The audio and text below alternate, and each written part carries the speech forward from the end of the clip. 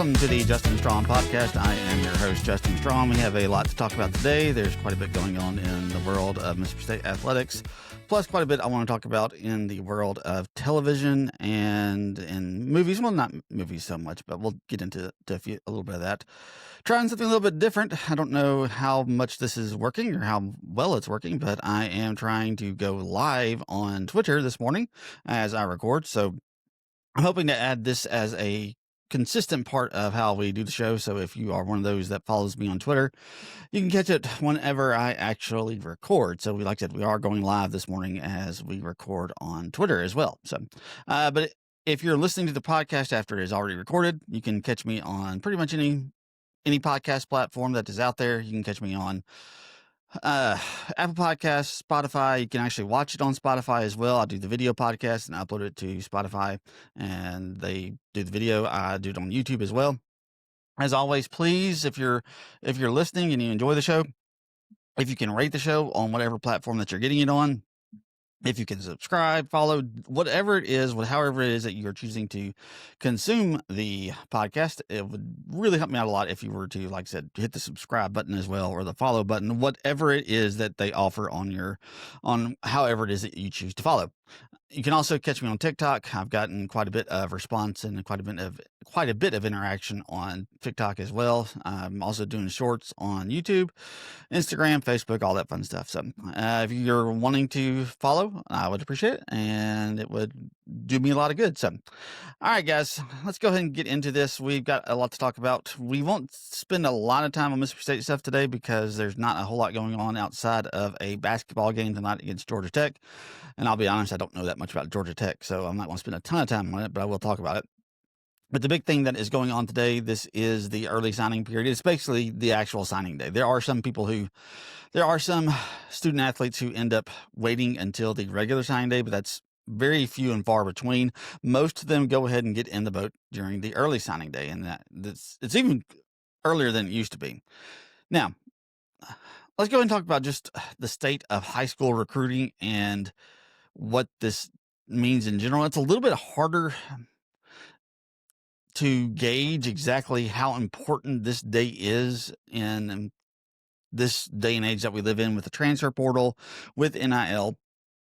A lot of schools have not taken quite as much of, it's taken a little bit of their focus off of high school recruiting simply because you can do a lot more in the transfer portal, and it's also harder to convince an incoming freshman, that may not get immediate playing time, that they need to wait around for a year or two and stick it out, but they'll eventually get on the field. Most kids don't want to do that. They want to play immediately. So it's much more difficult these days to convince kids, hey, go ahead and come to our school. Yeah, you may have to wait a year or two before you get significant playing time, but we want to get you on to our team. So this is the dilemma that you have with high school recruiting, and Mississippi State especially has to worry about this because the prospects you typically sign out of Mississippi State are typically not the high 5-star, high 4-star guys. You end up filling your roster with a lot of 3-stars, and you try to get in as many 4-stars and a 5-star too that you can. And we'll talk about it specifically with Mississippi State's recruiting class here in just a second, but it does make it a little bit more difficult. It does make it hard to evaluate and to try to figure out who can get on the playing field quickly and who's going to have to wait, because those that have to wait probably won't be with your program after a year or two. Mississippi State just lost a player to the transfer portal that they really were hoping that they could hold on to, and that's Stonka Burnside. They were really hoping they could keep a hold of him, but unfortunately, that's not going to be the case. So, like I said, this is what you have to deal with in the world of high school recruiting these days. You got to be able to make evaluations, and you got to figure out who it is that's going to be able to help you quickly, because if they can't help you soon, they probably won't be with you in the long run. And you have to figure out how much with NIL, you have to figure out how much you're going to pay these people. And you have to just know that some of them, unfortunately, may just end up being wasted dollars. And that's just kind of that's just the thing that you have to deal with nowadays. So, look, high school recruiting is still important, though. You got to be able to get the best schools are still going to be building their rosters around high school recruits. And you still see the Georgias, you still see the Alabamas, you still see the LSUs, you still see the Ohio States, the Oregons. They're still putting 4 and 5 star caliber players onto their roster, and they're still signing those guys. So you still have to do really well with high school recruiting. The difference is if some of those players don't pan out or they don't get on the field quite as quickly as they want to, that's where Mississippi State needs to try to go in and pick those players up. That's what happened with Anthony Evans. He was at Georgia. He wasn't getting the playing time that he wanted. And so Mississippi State swooped in and picked him up. And look, Anthony Evans had a really good year.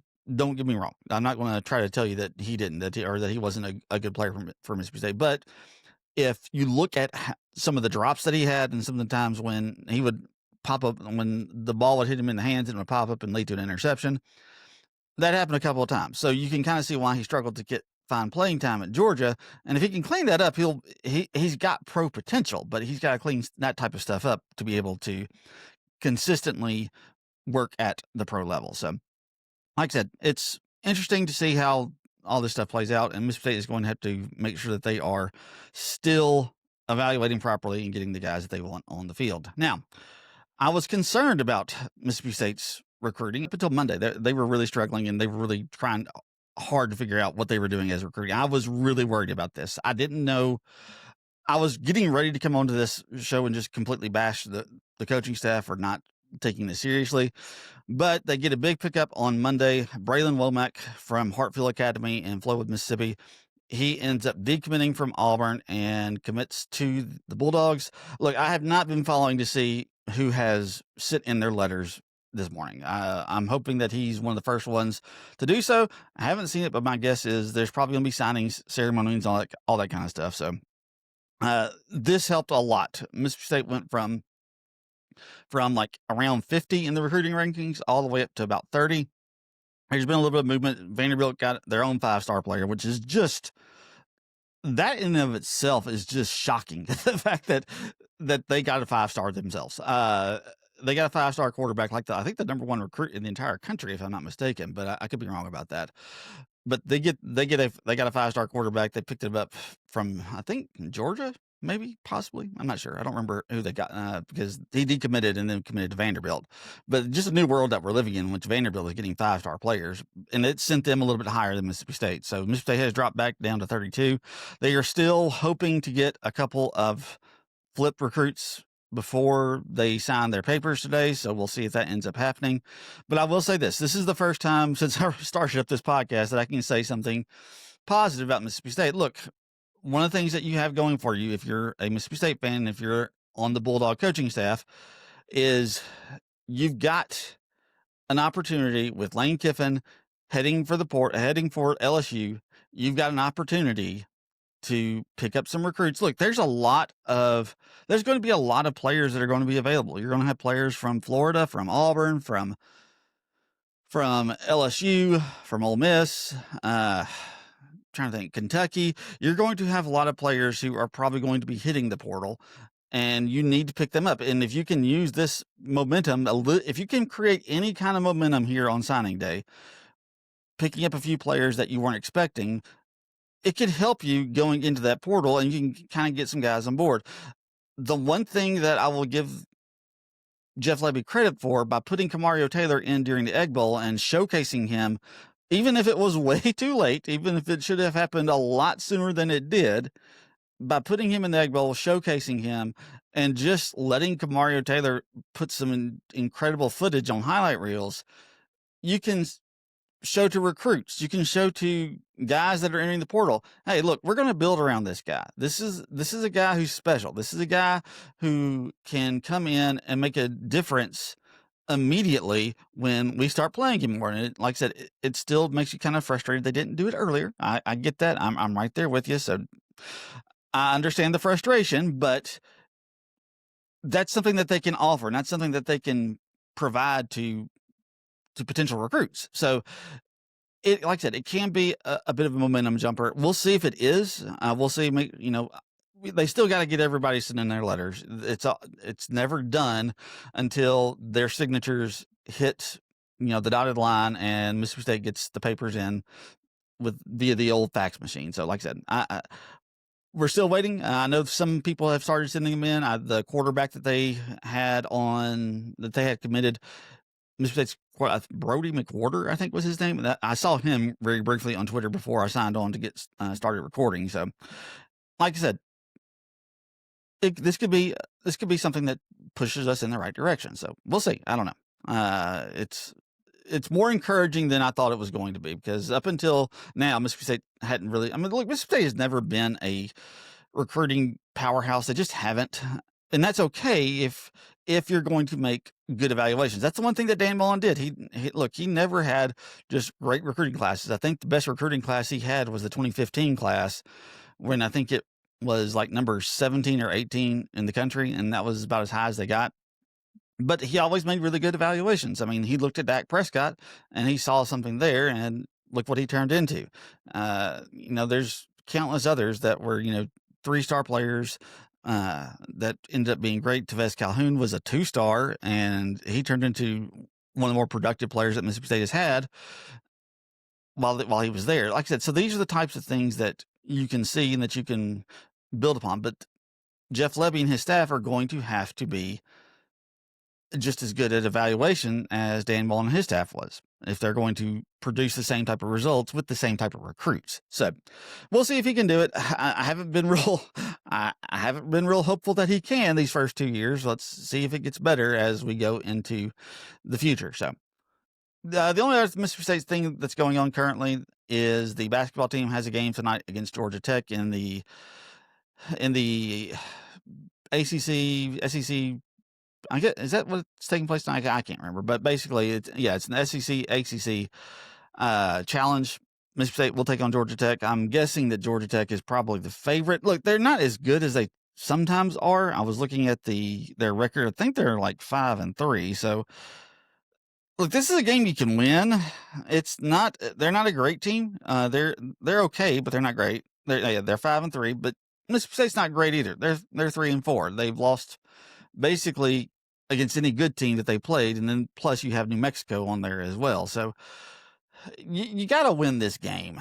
You do. I hate to say that you're at a must-win point in the season when you're playing your 8th game of the year, but at this point you just are.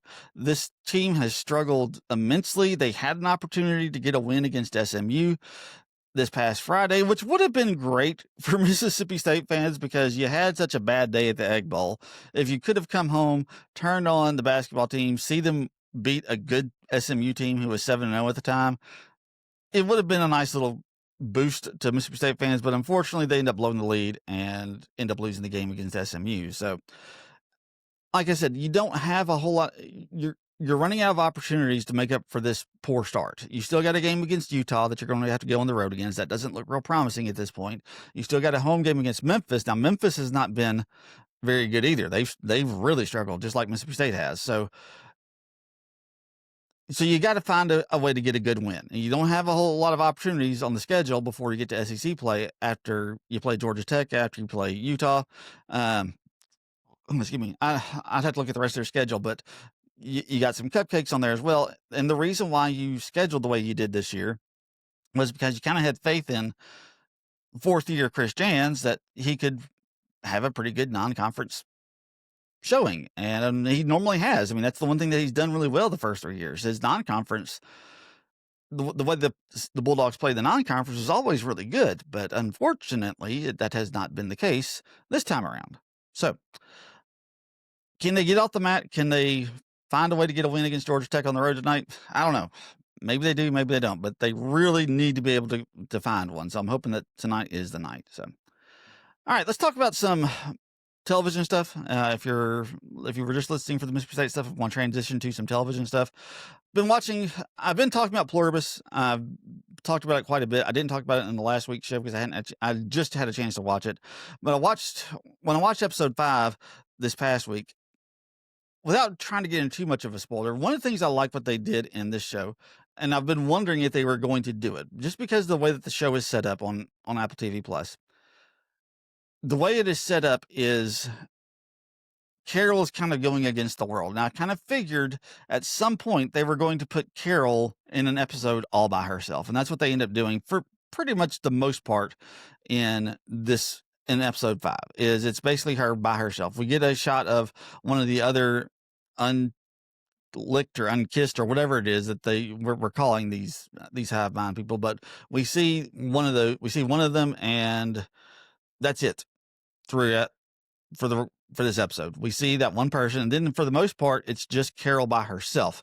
There's a lot of really good moments in this where she is trying to communicate to the rest of the people who aren't affected by the hive mind, and she starts to become a little bit more self-aware. Like, she can't just insult these people. She wants their help, because she is incredibly rude and incredibly hard to like, and they recognize that at points.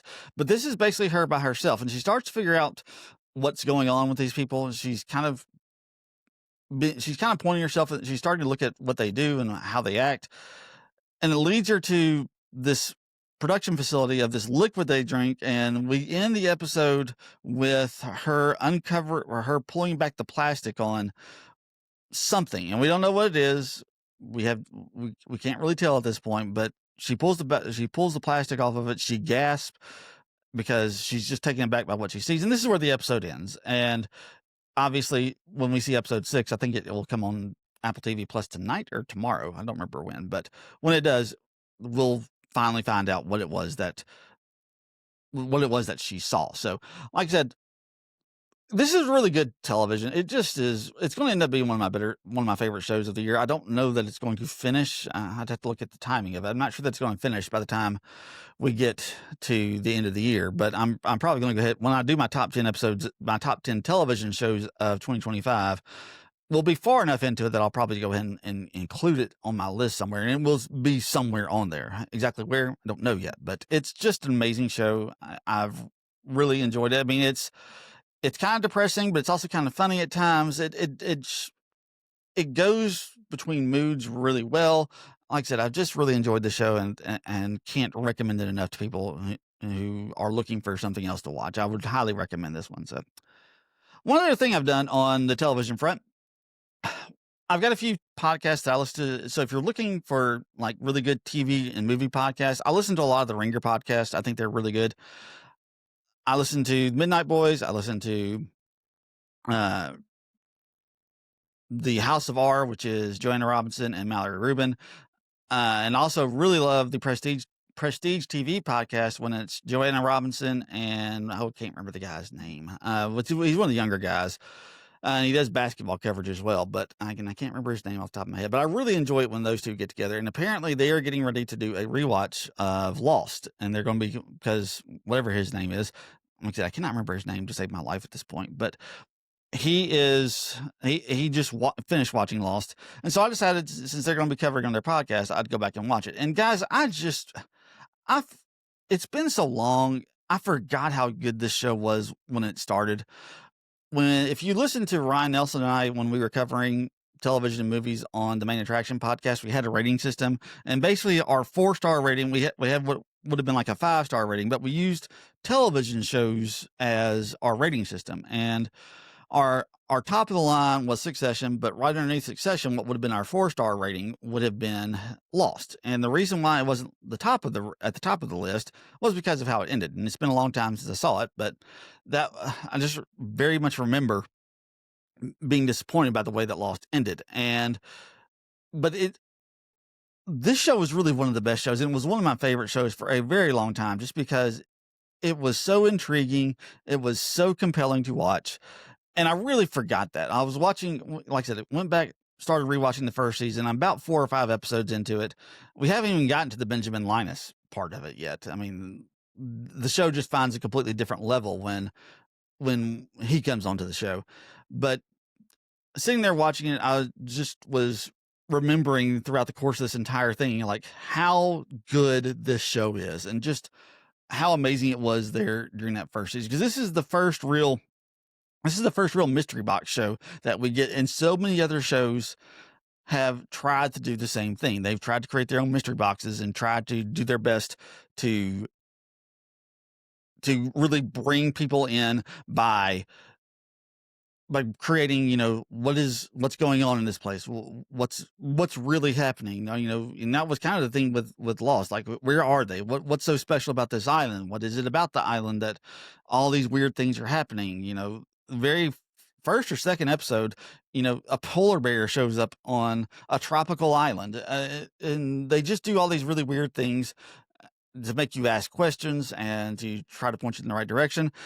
And one of the frustrating parts about Lost was you had this issue where, because they were 22, 23 episode seasons, they had to like spread it out. So like they would like open up a mystery and then they wouldn't come back to it to like 2 or 3 episodes. So you kind of had that issue. You don't really have that in television shows today. Typically, if they open up a mystery, they start addressing it at the very next episode. But like I said, it's still just a great show. If you haven't gone back and rewatched it, or if you've never watched it, I would highly recommend it. It does end. It is a disappointing end. I'll be very interested to see if I'm as disappointed with the ending as I was when it first came on the air. Because I think one of the things I remember when it was first on the air, I was very much in the throes of young fatherhood. I had, like, I guess my son was probably like 3 or 4 years old at the time, and watching television was not at the top of my priority list. So I was sporadically watching and trying to get caught up, and I'll be interested to see if that had anything to do with just my overall impression of the show. So looking forward to the rewatch of it, and looking forward to continuing to see what it unfolds. I'll give more thoughts on it in later episodes, and I'll give more thoughts about just what I've thought about it as I get closer to the end of season 1. Last thing I want to talk about, I haven't talked too much about video games on this podcast, but I do want to talk about one real quick. Today is Wednesday, December 3rd. Tomorrow, Thursday, December 4th, we are finally getting a new Metroid Prime game. Metroid Prime 4 comes out tomorrow on Nintendo Switch 2. Technically, it comes out on Nintendo Switch. I have no idea how this game is going to run on the original Switch, but if you haven't upgraded yet, then it is there for you. But very excited about this. One of a few of my favorite games, despite the fact that Nintendo kind of gets a bad rap, my favorite games typically come from Nintendo. I mean, I was a huge Zelda fan. Those are typically my favorite games. I'm still playing Tears of the Kingdom. Metroid was right there with it. I love Castlevania. And now Castlevania has kind of expanded into other platforms, but like I said, a lot of the Nintendo franchises are some of my favorite games. And I was thinking back today as this game was getting ready to come out, and I got to wondering, was the original Metroid the first woke video game? If you're old enough to have remembered the original Metroid, it came out in the 1980s when the Nintendo originally released. And I remember when we got our Nintendo and we started, Metroid was one of the first games that we got. And you were reading the instruction booklet, because back then games came with instruction booklets. They weren't really long, but they didn't have like these tutorials that showed you how to play. You actually had to go read an instruction booklet to learn how to play it. There was no like, here's an early level that shows you how you actually play this game. But when you're reading the instruction booklet, they basically tell you that your protagonist's name is Samus Aran. They don't tell you if it's a man or if it's a woman. We just assume that it's a man, that they're wearing this big bulky spacesuit and doing all this athletic stuff.